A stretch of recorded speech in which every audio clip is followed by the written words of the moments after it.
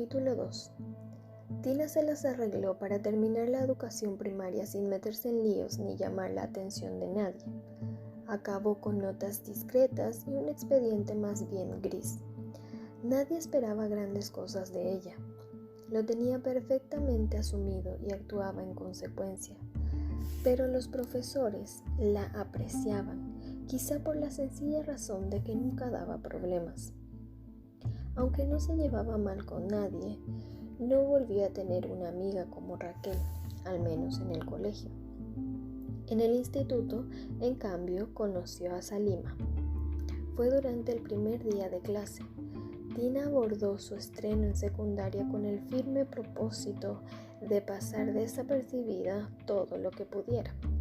Estaba a punto de cumplir 12 años y creía haber superado los acontecimientos que marcaron el final de su cuarto curso de primaria. Sin embargo, su madre no había dejado de recordarle durante las semanas anteriores que el instituto estaba lleno de chicos mayores, muchos de ellos potencialmente agresivos o peligrosos. Tú no busques lo que no se te ha perdido, Valentina. Que no se fijen en ti. Si haces tus tareas y no llamas la atención, no tendrás problemas. De modo que allí estaba ella, dispuesta a ser invisible en sentido figurado. Atravesó el patio ocupado por hordas de adolescentes que hablaban a gritos, se reían a carcajadas y se saludaban con efusión. Se sintió muy pequeña y vulnerable. Clavó la vista en el suelo y prácticamente no la levantó hasta que llegó a su clase. Los alumnos que alborotaban en el aula eran de la edad de Tina y no parecían tan amenazadores. A la mayoría los conocía ya del barrio y algunos incluso habían coincidido con ella en el colegio. Aún así, nadie la saludó. Ella tampoco lo esperaba. Probablemente hasta se habría sentido incómoda, porque no le gustaba que se fijaran en ella. Se instaló en uno de los asientos libres a mitad de aula, ni delante ni detrás, sin hacer ruido ni llamar la atención. Apenas unos minutos después oyó una voz femenina a su lado. «Disculpa, ¿está ocupado este sitio?» Tina se volvió para decir que no, pero se quedó callada. La chica que se dirigía a ella mostraba una amplia y franca sonrisa y unos profundos ojos oscuros que chispeaban con alegría, y llevaba un pañuelo en la cabeza. Tina no supo muy bien cómo reaccionar. En el barrio, los musulmanes formaban una comunidad aparte. Hablaban entre ellos en un idioma que ella no comprendía, y su madre solía decir que eran todos iguales, metiendo en el mismo saco a marroquíes, argelinos, sirios, turcos, palestinos o pakistaníes, pese a que no venían del mismo país y ni siquiera del mismo continente. Pero desde afuera parecía que compartían unas costumbres muy similares, que chocaban con las de la tierra que los acogía. Tina no había tratado mucho con ellos. Conocía a Mahmud, el chico de la frutería, porque siempre trataba de darles conversación cuando iban a comprar, aunque Camila se esforzase por fingir que no lo entendía cuando hablaba. Por cortesía, Tina lo saludaba cuando se cruzaba con él por la calle, pero nada más. La niña que tenía ante sí, sin embargo, le estaba haciendo una pregunta importante. Si la dejaba sentarse a su lado, quizá tuvieran que compartir asiento más veces, tal vez durante el resto del curso. Por otro lado, le había hablado en un perfecto castellano sin rastro de acento. Tina pensó que probablemente sería como ella misma, hija de inmigrantes, nacida y criada en España. Quizá fue esto lo que la impulsó a responder: no está ocupado, puedes sentarte si quieres. La chica le dedicó otra de sus deslumbrantes sonrisas. «Muchas gracias, me llamo Salima», se presentó mientras tomaba asiento junto a ella. «Yo soy Tina». «¿De Martina?» «No, de Valentina». Le resultó extraño decirlo, solo su madre la llamaba por su nombre completo, y a Tina la hacía sentirse incómoda. Tenía la sensación de que Valentina era un nombre demasiado grande e importante para una chica pequeña como ella, como si nunca, por mucho que se esforzase, pudiese llegar a llenarlo del todo. «Es bonito», opinó Salima. Yo prefiero que me llamen Tina. Entonces tú puedes llamarme Sal o Sally. No, mejor Salima, bromeó ella. Y Tina sonrió también. Pronto se dio cuenta de que Salima hablaba mucho. Al principio le pareció cargante, pero más tarde se acostumbró, sobre todo porque a su nueva amiga no le molestaba que Tina la escuchase solo a medias y ni siquiera esperaba que ella participase en la conversación la mayoría de las veces. Si lo hacía, Salima respondía entusiasmada, pero si no, seguía hablando igualmente. Tina no tardó en comprender que, más que hablar con la gente, Salima pensaba en voz alta, y su mente giraba muy deprisa, como si necesitase analizarlo todo a su alrededor para poder entenderlo o, al menos, forjarse una opinión al respecto. La amistad entre ellas surgió de forma natural. Salima conocía a muchísima gente, o eso le parecía a Tina. Ya el primer día de clase le sorprendió comprobar cuántos alumnos mayores saludaban en el recreo a su nueva compañera. ¿Qué, Salima? ¿Qué tal tu primer día en el Insti? Hey, Salima, ¿cómo está Icham? Hace tiempo que no lo veo. Hola, Salima, bienvenida. Tina no pudo estar mucho con ella porque Salima se dedicó a revolotear de grupo en grupo para responder a los saludos. No obstante, la niña musulmana volvió a sentarse junto a ella en las siguientes clases y le habló con total naturalidad, como si, a pesar de que la acababa de conocer, Tina formase ya parte de su extensísima red de amigos y conocidos. Hasta varios días más tarde, no se atrevió a preguntarle cómo era posible que se relacionase con tanta gente. Salima rió. Es que tengo 5 hermanos, casi todos mayores que yo, le explicó, y varios primos en distintos grados. Los conozco a ellos y a muchos de sus amigos.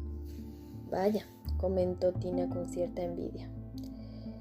Ella no tenía ningún familiar en el barrio, salvo a su madre. Tampoco tenía amigos íntimos, aunque conociera de vista a muchos de los chicos y chicas de su nuevo centro. El primer día, de hecho, localizó a Kevin Ramírez en un rincón del patio, rodeado de su pandilla de amigos. Sus miradas se cruzaron, pero él no dio muestras de reconocerla. Llegó a preguntarse si podría forjar algún tipo de amistad con Salima, pero le parecía poco probable porque ella ya tenía muchos amigos con los que compartir su tiempo libre. No obstante, se sentaban juntas todos los días en clase. Tina descubrió que Salima era una estudiante aplicada y deseosa de aprender. Esa era la razón, de hecho, por la que había ocupado precisamente aquel pupitre el primer día. No me gusta estar en las últimas filas, le explicó, porque la gente que habla en clase no me deja escuchar al profesor, ni tampoco en las primeras, porque no tengo una visión general de la pizarra, ¿sabes? Justo en medio es donde me entero mejor de todo. Tina escuchaba asombrada. Siempre había creído que la función de ir a clase era cumplir un trámite y poco más.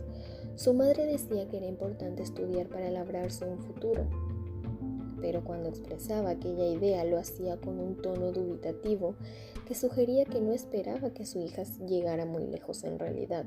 Salima, en cambio, tenía grandes aspiraciones. Quería estudiar bachillerato y después ir a la universidad para ser abogada.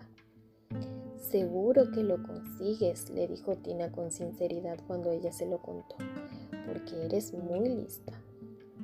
Bueno, me esfuerzo mucho, se limitó a responder Salima con modestia. También era una apasionada de la lectura. Casi siempre llevaba algún libro al instituto, algunos suyos, otros de la biblioteca del centro o de la del barrio. Hablaba con entusiasmo de sus últimas lecturas y trataba de convencer a Tina de que leyera los libros también para poder comentarlos juntas. Al principio, Tina no sabía qué responder. No es que le desagradara leer, pero tampoco le entusiasmaba. Le parecía una afición extraña y un tanto excéntrica. No conocía a mucha gente que leyera. Por compromiso empezó a hojear, aunque sin mucho interés, los libros que Salima le prestaba.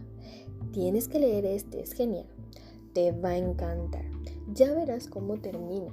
Menos mal que ya ha salido la segunda parte. A veces hasta le metía prisa. El lunes me lo traes, que lo tengo que devolver a la biblioteca. Cuídamelo bien, que es de mi hermano y no sabe que te lo he dejado. Tina se asustaba un poco ante esos comentarios. se enteró de que muchos de los libros que Salima poseía no eran realmente suyos, sino de uno de sus hermanos mayores, Yassin, que los trataba como oro en paño. Le sorprendió comprobar que casi todos esos libros eran de fantasía, terror o ciencia ficción. ¿Qué esperabas? ¿Copias del Corán?, le preguntó Salima con desenfado cuando ella se lo comentó.